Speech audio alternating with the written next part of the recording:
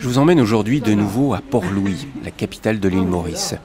Nous sommes au cœur de la ville, pas très loin d'un joli jardin, ombragé par d'immenses arbres tropicaux. Mais à l'ombre de ces arbres, de nombreuses prostituées attendent le client. On y trouve aussi pas mal de marchands de drogue. C'est pour cela que le diocèse de Port-Louis a confié une maison traditionnelle en bois à l'association Casa. Ici, tout le monde est le bienvenu. Et vous allez le voir, des hommes et des femmes sont les dignes successeurs du bienheureux Père Laval, le saint de l'île Maurice. Autour d'une table, aujourd'hui, ils sont une dizaine à prendre un café avec quelques biscuits. Des hommes au visage marqué par la drogue, un peu plus loin une toute jeune maman avec son bébé, ou encore deux dames âgées qui discutent entre elles en créole.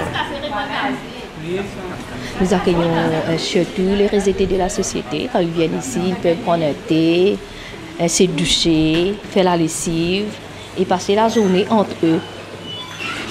Tous les gens qui sont ici sont des gens qui ont des problèmes avec la drogue? Oui, chacun a son problème individuellement.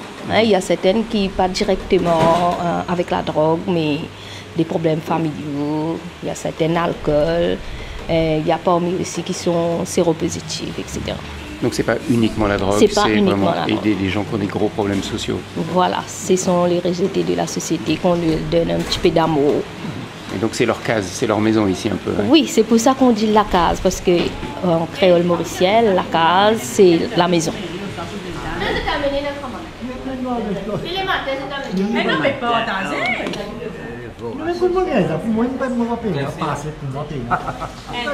Alors vous êtes venu ici à Casa, pourquoi? Pour chercher un peu de l'aide, pour être à l'abri, pour ne pas traîner les rues. Voilà. Parce que vous passez votre temps dans la rue, oui, surtout oui, vous n'avez plus de maison? Non, on n'a rien, on est presque tous des SDF. La plupart. Et vous avez touché à la drogue? Ouais. Vous preniez quoi? De quoi? Le ganja ou plutôt? Du brown sugar, voilà. Brown sugar. Et puis le Cibitex. Et puis j'ai arrêté. J'ai vu que ça faisait beaucoup de taux. Je faisais du taux à moi-même, avec mes propres finances. Je faisais du taux à moi-même. Alors j'ai réfléchi, j'ai vu des gens qui tombaient, qui mouraient, qui avaient des... Enfin, qui devenaient des malades, des trucs comme ça. Alors j'ai décidé d'arrêter. Et là, ça fait combien de temps que vous avez décroché? 2 ans et demi. 2 ans et demi. Voilà. Et vous, ça va? Vous vous portez mieux maintenant? Ouais. J'étais musicien, alors j'avais arrêté la musique depuis 2003. Ouais, je faisais la musique, je suis venu en France, à Paris. Ça. Et vous jouez de nouveau maintenant? Ouais, mais pas comme avant. Maintenant, je fais ça comme ça. Maintenant, avant, je fais ça professionnellement. Et la drogue, c'est la drogue qui vous a fait descendre bien bas? C'est la descente aux enfers. C'est l'enfer. Ouais. Il faut vivre avec pour savoir que c'est un enfer.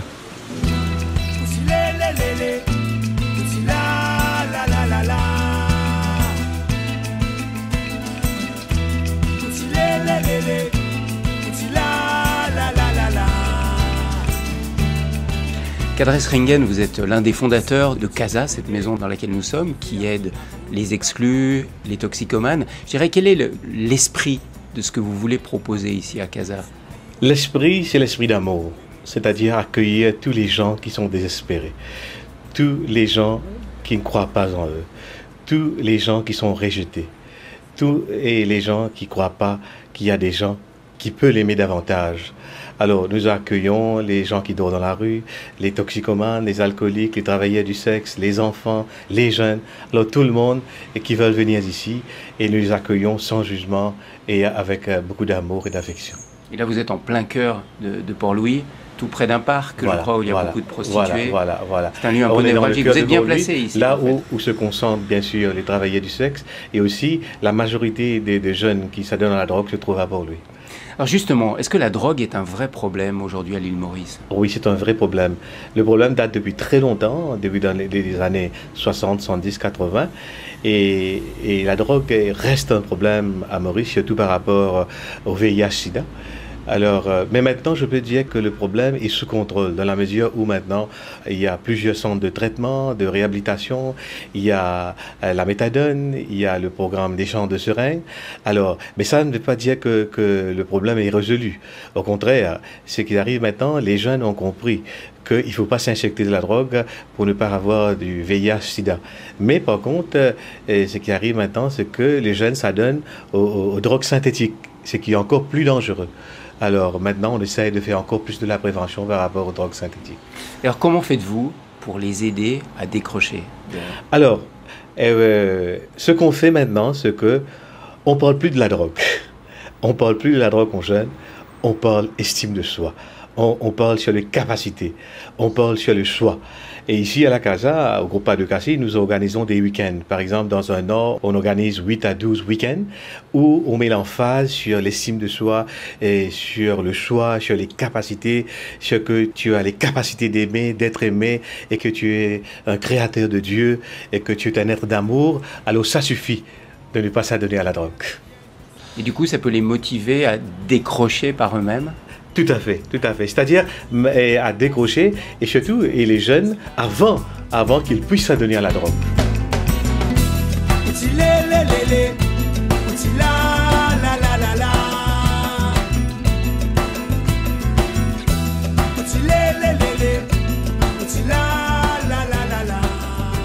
Ragini Ringen, vous pouvez nous expliquer ce que vous faites, ce que vous voulez faire à travers le SEL, S-E-L? SEL, c'est un groupe des parents. Donc, c'est surtout aider les parents à reprendre confiance en eux-mêmes. Et quand vous dites les parents, c'est des parents de toxicomanes. Donc, ce sont les parents des toxicomanes, les parents des toxicomanes donc, qui sont encore toxicomanes ou qui sont sortis ou sous la méthadone aujourd'hui. Donc, SEL a été imaginé pour ces parents-là, parce qu'il n'existait pas de place où ils peuvent se voir, se parler, etc. Donc les parents, quand ils sont les parents des toxicomanes, ils se retrouvent seuls, ils sont renfermés sur eux-mêmes et même la famille les rejette, comme ils rejettent les membres de son enfant. À ce moment-ci, les parents se renferment, surtout les mamans, ils se renferment sur eux-mêmes. Et ça permet à ces parents de se dire, de parler et de pouvoir s'exprimer. Et ils se sentent plus seuls. Ils découvrent un autre monde, ce qui veut dire qu'ils découvrent des gens qui sont pareils comme eux, qui sinon ont des problèmes encore plus forts. Et à ce moment-ci, dans ces parents-là, on les amène à s'accepter comme ils sont, à accepter que leurs enfants soient drogués, restent drogués, et que eux, par contre, eux, ils ont une vie. Ils continuent de vivre. Et eux, à leur tour, ils sont appelés à aider d'autres parents qui viennent. Et ça, c'est très important. Vous les impliquez vous-même dans le fait d'aider les autres. C'est ça? C'est ce que vous appelez la thérapie du couloir? Voilà, la thérapie du couloir, c'est que ce sont les parents. On a une permanence des parents qui est là tous les jours. Donc, les parents viennent. Et quand les parents viennent, ils emmènent leurs enfants, ils sont découragés, ils sont cassés, ils sont là.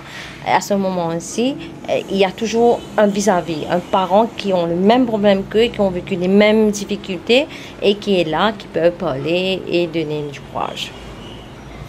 J'imagine qu'il y a un gros problème chez les parents, c'est la culpabilité, non, qu'ils doivent porter. Voilà. C'est surtout, le travail qu'on fait, c'est surtout aider ces parents-là à démystifier cette partie de culpabilité et de leur montrer aussi qu'ils ne sont pas responsables si leurs enfants aujourd'hui sont drogués. C'est de leur redonner confiance en eux-mêmes. Si nous sommes conscients, malaise, n'a pas pour causer. Si nous comprenons, c'est ce qu'il y a dans l'unité. Kadres Ringen, quelles sont les populations, la population la plus touchée par le problème de la drogue que vous rencontrez soit ici à Casa, soit quand vous allez dans les prisons?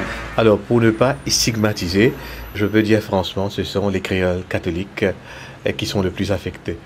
Alors, mais par contre, on essaye, hein, même au niveau de l'Église catholique, on essaye depuis belle lurette de mettre sur pied des programmes de réhabilitation, de réinsertion pour pouvoir les accompagner, les éduquer. Mais on fait beaucoup de progrès. Mais est-ce que la drogue commence à toucher d'autres communautés? Bien sûr. Ça ça a déjà commencé à toucher d'autres communautés, par exemple les musulmans, les hindous et les sino-mauriciens. Mais majoritairement, il reste toujours les créoles catholiques.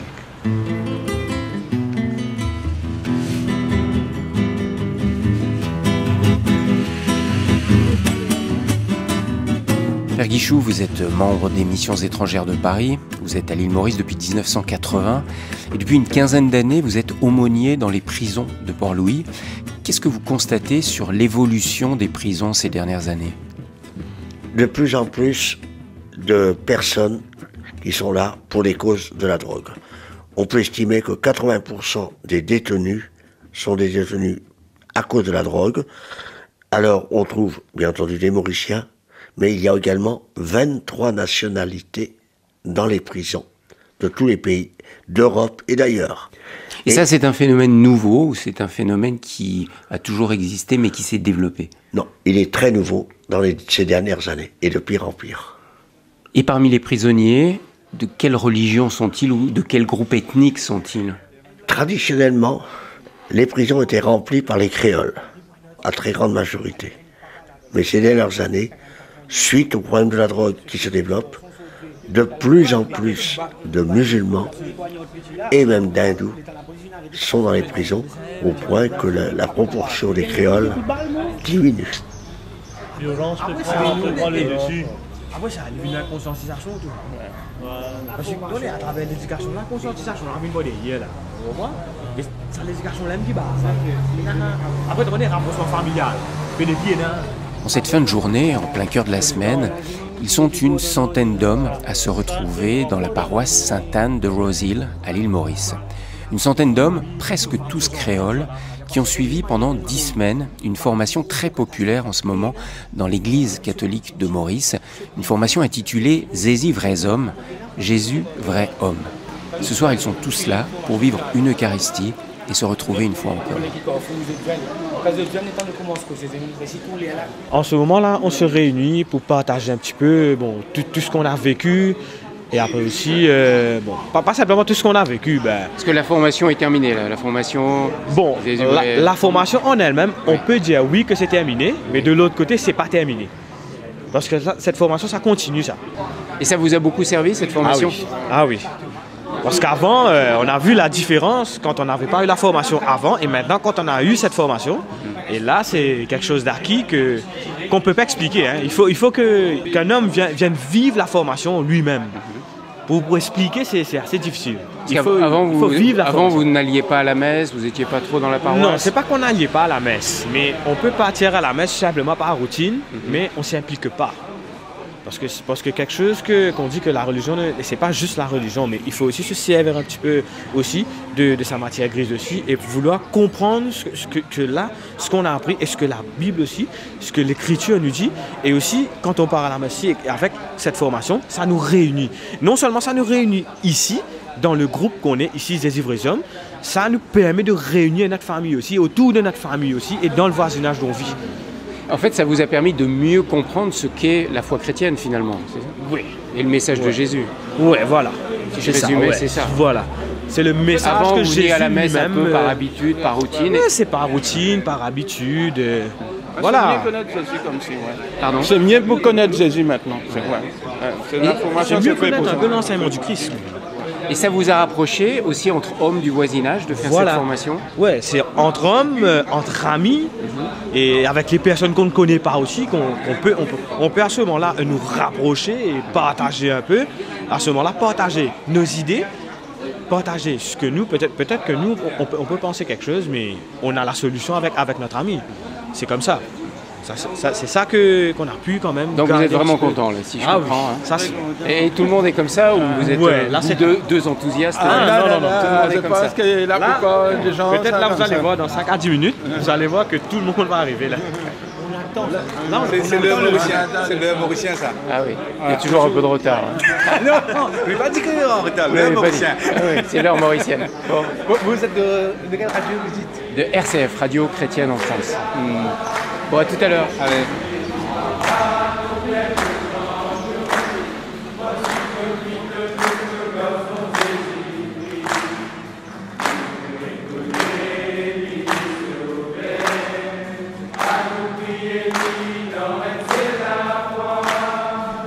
Eh bien, moi, c'est Jean-Noël Nanette.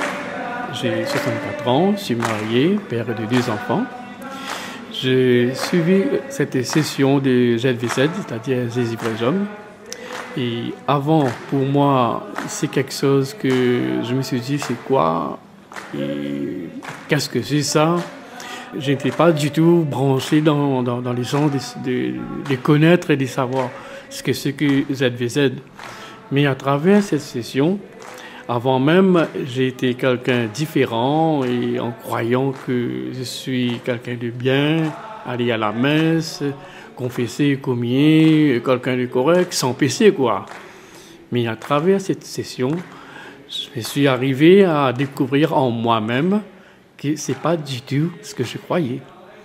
Avant, et en étant marié, avoir des enfants, je croyais que c'est tout. Et faire des enfants, travail, nourrir des enfants, etc. Mais on a oublié quelque chose de très important, de continuer à donner l'amour. L'amour que nous avons eu au départ. On oublie ça. Ça s'est passé comme ça. Mais à travers ZVZ, ça m'a aidé à découvrir que j'ai négligé complètement mon couple.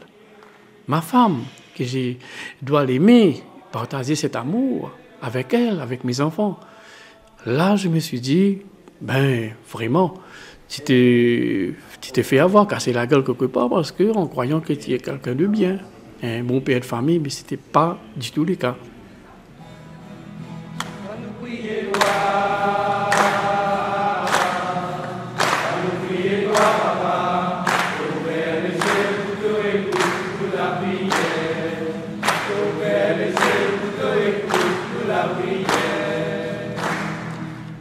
Gino Durone, vous avez 48 ans, vous avez 2 enfants, et puis vous avez suivi cette formation Jésus vrais hommes.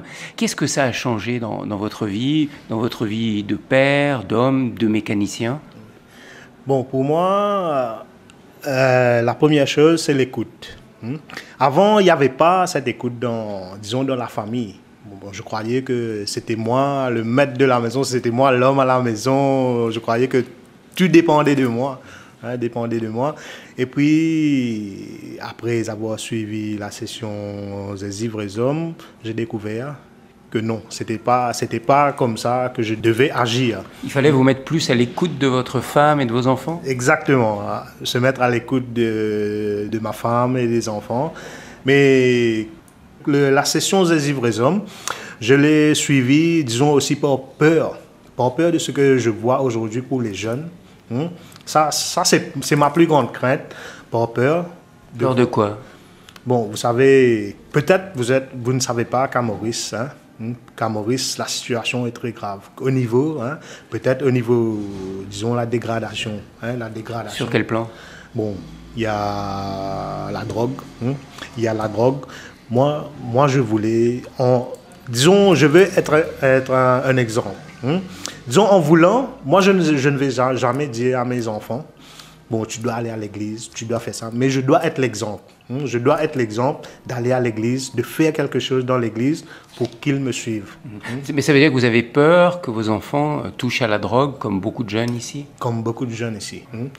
Moi, je crois, et je crois sincèrement, si on ne pratique pas notre religion, on a tendance à être dans des fléaux ici. Donc les fléaux, qu'est-ce que c'est? C'est la drogue? Il y a l'alcool, il y a la prostitution.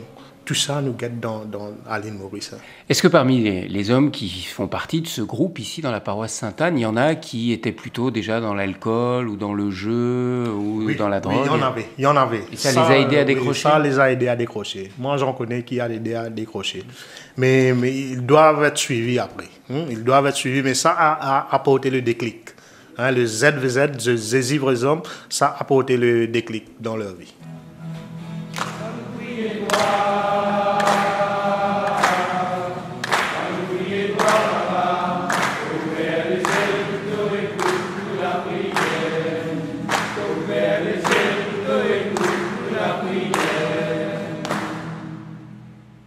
Frère Maria-Pascal, vous êtes actuellement le curé de cette paroisse de Sainte-Anne de Rose Hill. Vous êtes d'origine indienne, membre des missions étrangères de Paris. Vous venez d'animer cette formation Jésus vrais hommes avec environ 150 hommes de votre paroisse. Comment a démarré cette aventure? Cette histoire a commencé par un prêtre, justement dans mon ancienne paroisse. Et quand lui, il avait pris la paroisse, il avait constaté que l'église était remplie que par les femmes. Il se posait la question, où sont les hommes? Alors, voilà le point de départ de cette formation. Et il avait lancé l'appel et il avait touché plutôt à travers les hommes qui étaient là avec lui, les hommes qui étaient éloignés de l'église. Et il avait donné une formation, pas très précise, mais pour les faire prendre conscience de leur valeur d'un homme. Alors pourquoi le topic c'est Jésus vrai homme? Ça veut dire Jésus vrai homme. Vrai homme, c'était ça. Hein? Jésus, alors en créole on dit Jésus vrai homme. Jésus vrai homme. Alors à partir de cela, il avait souligné, il avait fait prendre conscience de quelques aspects humains, masculins de Jésus, comment il avait fait face aux tentations, comment il avait regardé les femmes, comment il avait accueilli les autres, comment il avait fréquenté les pécheurs, comme si comment Jésus a vécu cet aspect masculin dans sa vie. Et est-ce que c'est dur d'être un homme à Maurice? C'est une question qui peut vous surprendre, parce que c'est toujours difficile d'être un homme partout sur la terre, mais est-ce que c'est particulièrement dur ici à l'île Maurice? Est-ce que c'est dur pour être un homme? Alors, moi je dirais peut-être oui. Peut-être oui, parce que aujourd'hui, comme nous venons d'écouter dans ce témoignage de Duron, pendant tant d'années dans sa vie de couple, c'est lui qui se considérait comme tout.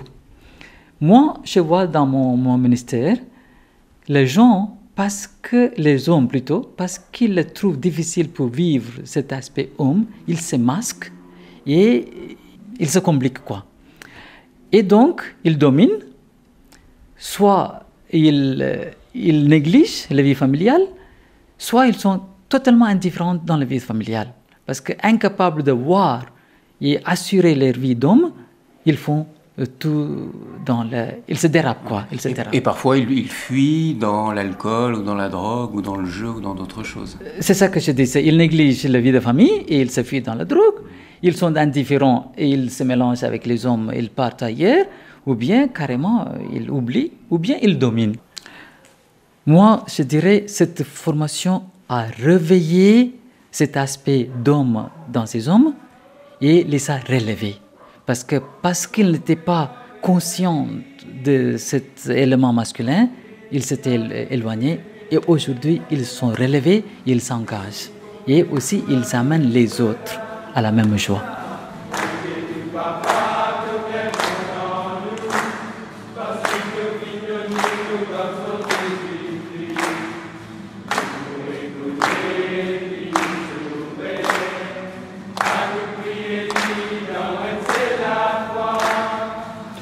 Monseigneur Maurice Piat, pourquoi cette formation qui existe ici à l'île Maurice depuis 5 ans à peu près, Jésus vrais hommes, vous semble vraiment adaptée aux hommes créoles de l'île Maurice? Il y a un prêtre de chez nous, le père Védère, qui a réfléchi dessus et qui a imaginé comme un parcours pratiquement catéchuménal pour ces hommes, en prenant ce mot Jésus vrai homme, mais en créole, Jésus vrai homme, c'est une consonance un peu macho. Un vrai homme, c'est celui qui est l'homme viril, etc. Et alors, ces hommes découvrent que le vrai homme n'est pas le macho, que le vrai homme, c'est plutôt Jésus.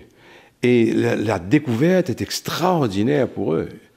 Et ils sont touchés, parce que d'abord, les textes de l'Évangile et de la Bible leur sont offerts dans leur langue. On vient de traduire le Nouveau Testament en créole. Et ils sont touchés. Ils découvrent la bonne nouvelle. Je crois que ce qu'on voit avec les vrais hommes ressemble beaucoup à ce qui a été vécu du temps du Père Laval. Parce que le Père Laval racontait l'histoire de la Passion, l'histoire des mystères du rosaire en créole. Les gens étaient touchés. Ils ne savaient pas lire. mais ils étaient touchés par le témoignage d'un homme qui leur racontait l'histoire de l'Évangile. On raconte même qu'il y avait un avoué qui habitait tout près de la cathédrale, ça veut dire un intellectuel, qui voyait toutes ces personnes venir et qui est venu voir qu'est-ce qui se passait à la cathédrale le soir. On n'avait pas l'habitude d'entendre ça. Il a été touché lui-même, bouleversé. Ce qui arrive aussi aujourd'hui, les hommes créoles commencent à attirer les hommes blancs qui vont suivre les sessions eux aussi et qui sont touchés de la même manière, qui redécouvrent une foi réelle dans le Jésus de l'Évangile et non pas simplement plus de fidélité à une culture chrétienne.